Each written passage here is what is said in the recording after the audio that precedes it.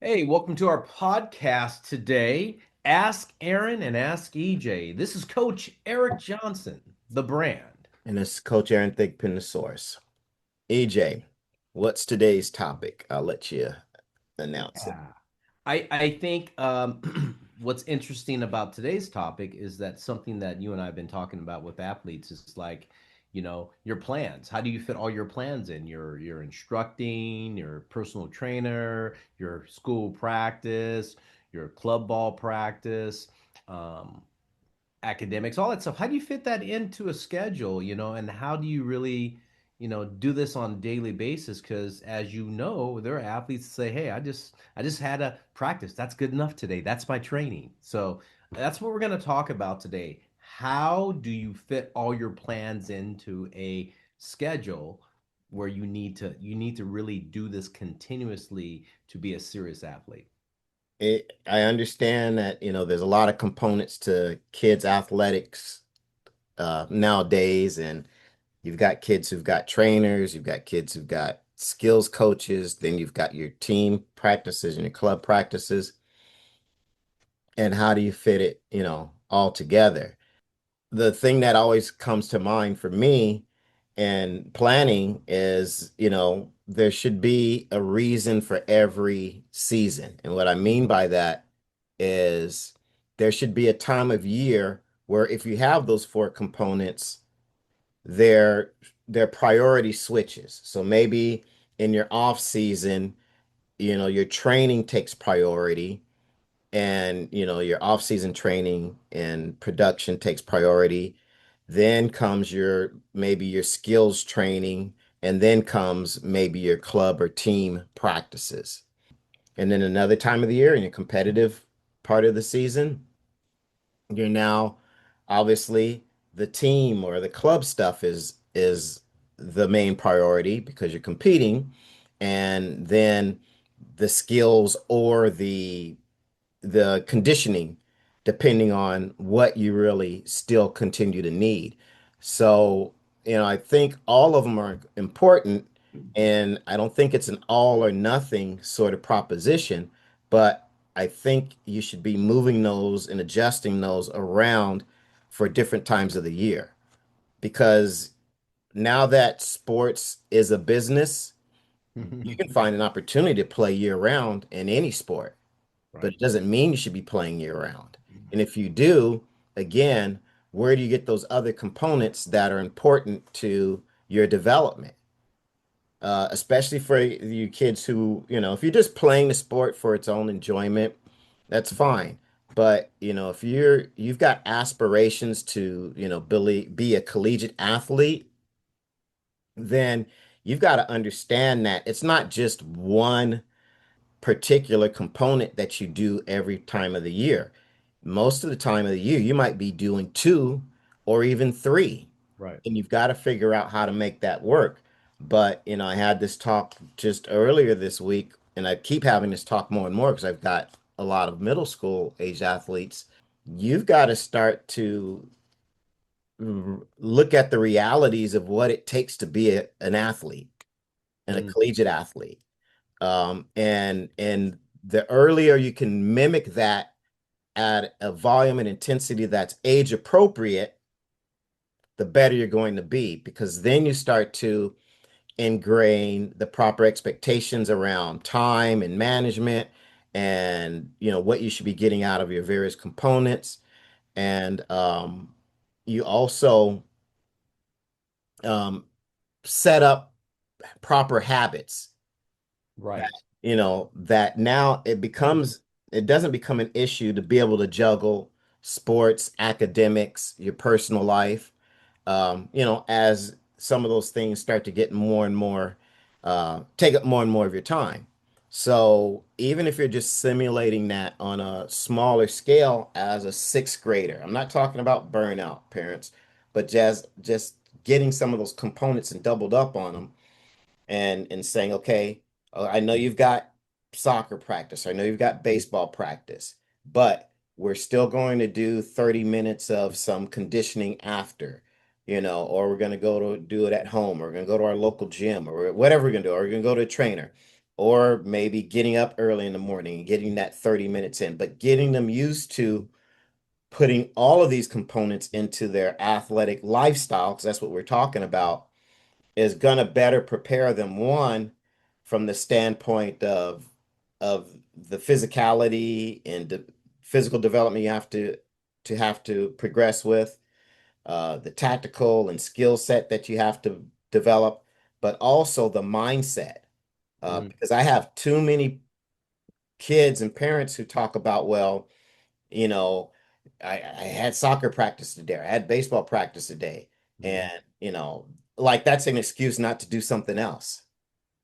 And I laugh at some of this because, some sports you might be have a 2 hour practice, but you're standing around a lot, i.e. baseball.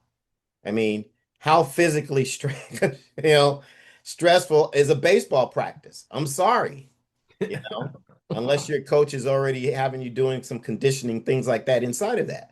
So you got to look at this realistically. And if you're not prepared to do that, then you need to change your expectations.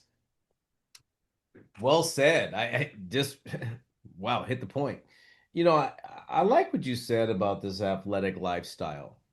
I think far too many young athletes, far too many parents out there forget if you want to attain to be a collegiate athlete, or let alone a varsity high level athlete at a lot of competitive high schools, this athletic lifestyle is important, you know, and understanding how do you put in the training and skills training practices and games and how they mirror in a year. I think the biggest thing I see, Aaron, is that how people are not planning correctly during the year, and people just don't plan. They say, "Well, I'm just going to go and train." Okay, you're gonna train, but you're playing football now, okay? And it's the fall, and you have games and practices. What kind of planning is that? I'm gonna go train 3 days a week, like, and then go play football? Wait a minute, let's have a plan. Yeah. This is my plan during the season. This is my plan during the off season. This is my preliminary plan before we start the season. There needs to be something going on. And I think it takes dedication, takes time to sit down and really map out what they need to do. And I was sitting with, I think of two things. One, I was talking to one of my collegiate athletes, Aaron, and it's so funny. He said to me, he goes, "Man, I can't believe how much we have going on." I go like, well, I did tell you that, from time you get out of bed, you're gonna have, whether it's weight training or whether it's some sort of agility going on, then you're gonna go eat, and then you're gonna go to class, you can come back, you're gonna have practice, then you got study hall, and then there may be another weight session. So, he was like, I can't believe it's really, you said it, but wow, it's really actually happening. And I go, yes, it's actually happening. This is what you want to do. Now you're going to live it. And I think if you can get athletes ready before that happens, they're Right. going to be well prepared in dealing with that. So, any parents and players out there, you know, really understand what we're really saying. You want to be a competitive collegiate athlete, but you have to live that lifestyle. Yeah. Yeah. You can't, don't bury your head in the sand thinking that, I'm just going to do this and one thing and it's going to happen. It doesn't work that way. You're going to get outworked easily, Right. outworked easily. And, because the landscape has changed, and, we talked about it in our last podcast about how, when should you start getting prepared to be a recruitable collegiate athlete? I've revised that from the 8th grade to the Right. 6th grade, Exactly. because of the mismatches that you have in body maturity and physicality that you're seeing now. Parents, you guys need to really understand. You've got your 17 or 18-year-old. They've got to compete with 22, 23-year olds. Yes. That those are light years away. That's like saying, okay, my 5-year-old is going to compete against 10-year olds.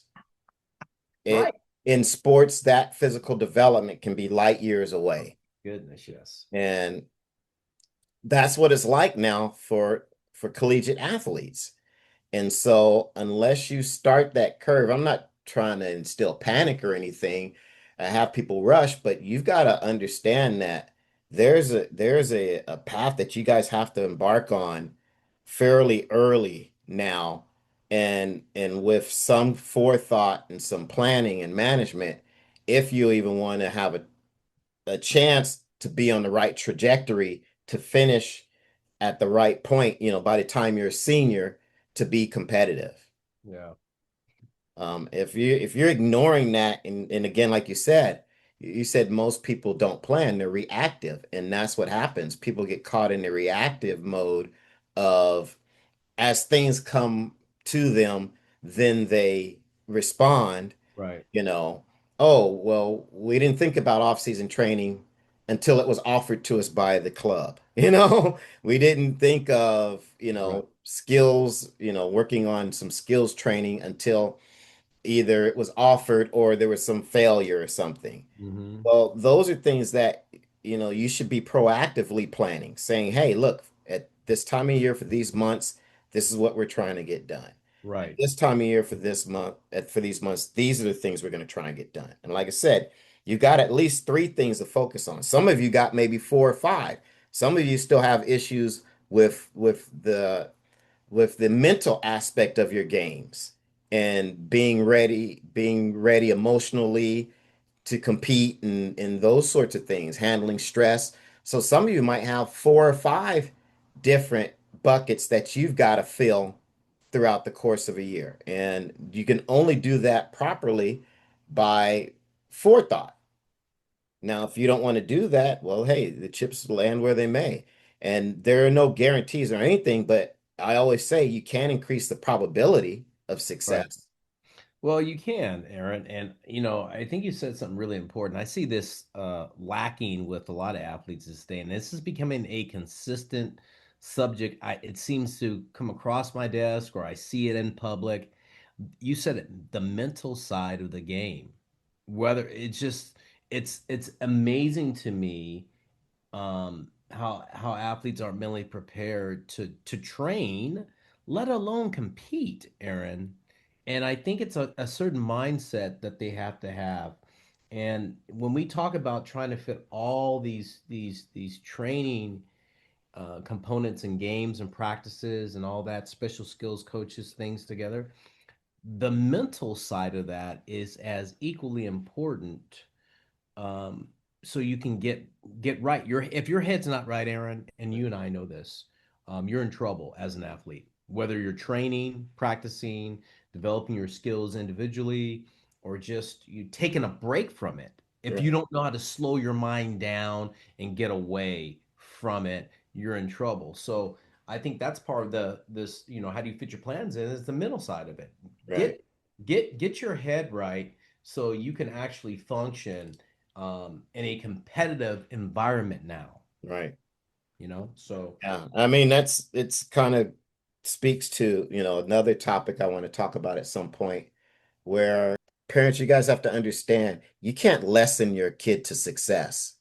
whoa. You can't purchase lessons and just think all I'm going to do is purchase lessons and my kid's going to get as good as he needs to get. You've got to look at all the other aspects and invest in that and those Mhm. things as well. And Right. if you don't, like I said, you're setting yourself up for, at some point there's going to be a day of reckoning. And I don't want to beat a dead horse, but there's certain things that separate athletes. Mhm. And to keep it simple, coaches take those who are biggest, those who are strongest, those who are fastest first. Those are all physical attributes. Yes. So your kid might be an expert dribbler, or he might have a great three-point shot, but if there's no physicality or there's no process for developing physicality, it's not going to matter because the way sports has changed now is they're taking bodies first and skill second Because what they're going to do is they're going to take that body, that overperforming body, that above average body, and they're going to slot it and teach it the specific skills that they want it to have. So it Mhm. plays the game or the position the way they want it to be played. And if you're not, your eyes aren't open to that reality, go ahead, keep burning money on lessons. I'm not saying lessons aren't valuable, but they need to be complemented with other forms of development. But you're not going to lessen yourself to a college scholarship.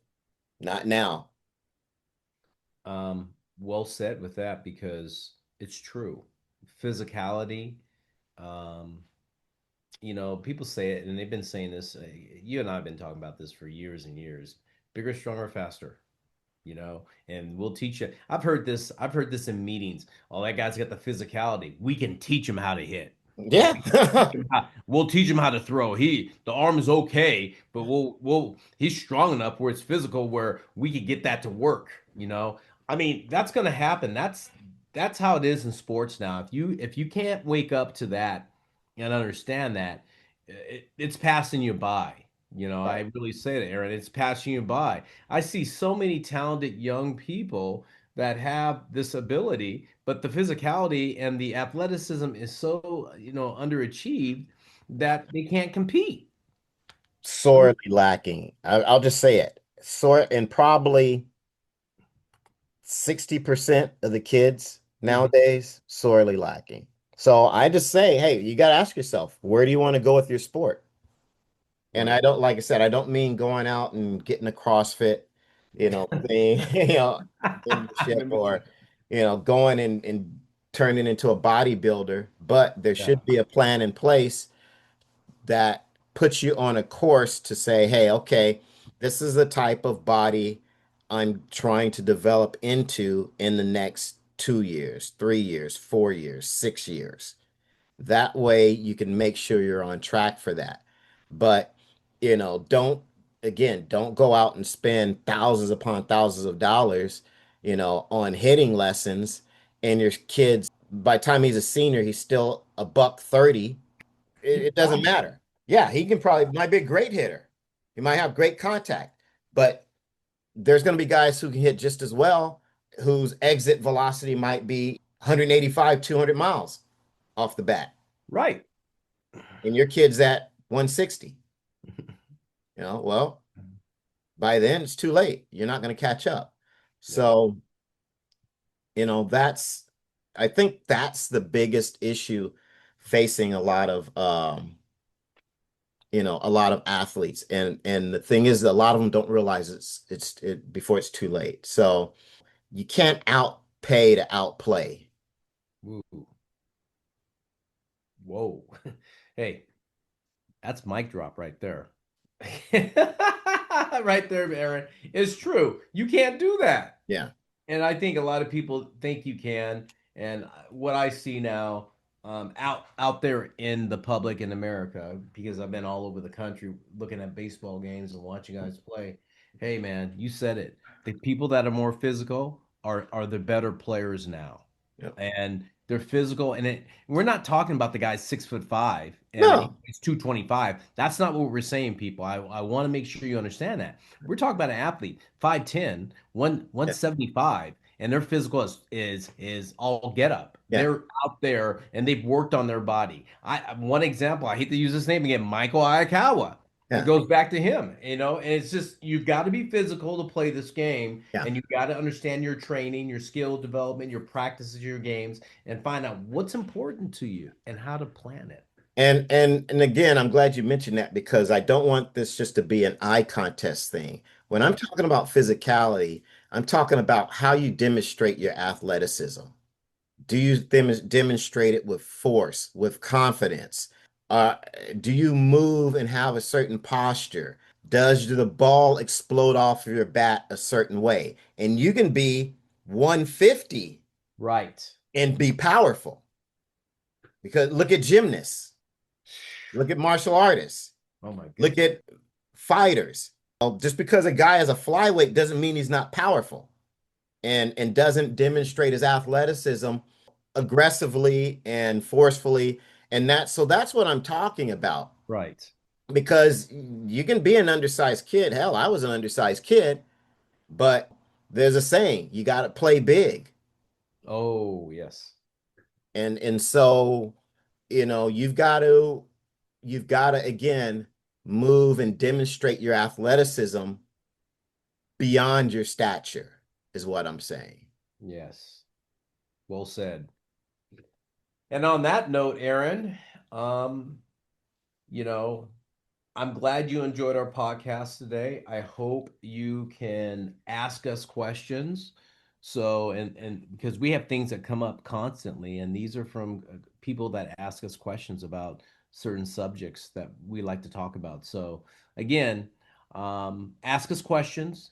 This is Coach EJ from the Ask Aaron and Ask EJ show.